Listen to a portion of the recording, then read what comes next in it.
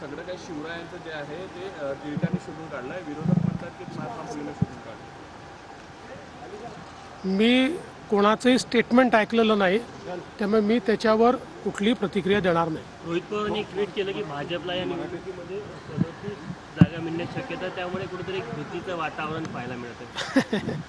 त्यांनी 37 दिल्या, केवढं मोठं त्यांचं म्हणजे काय म्हणावं, केवढं मोठं हृदय आहे त्यांचं. त्यांनी 37 जागा भाजपला दिल्या. धन्यवाद. अनिल देशमुखांनी म्हटलेलं आहे की देवेंद्र फडणवीस जाणीवपूर्वक माझ्यावर कारवाई करतात. 4 वर्षापूर्वीची केस उकरून काढत आहे आणि मला तुरुंगात टाकतील असं ते म्हणतात.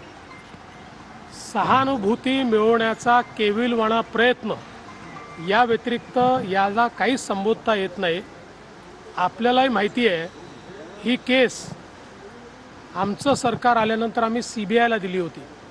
आणि केस काय आहे तर त्या केसमध्ये स्पष्टपणे SP दर्जाच्या अधिकाऱ्यांनी बयान दिलेलं आहे की अनिल देशमुखांनी माझ्यावर दबाव टाकला की गिरीश महाजनांना आरोपी करा, गिरीश महाजनांवर मोका लावण्याचा प्रयत्न केला, गिरीश महाजनांना जीवनातनं उठवण्याचा प्रयत्न केला.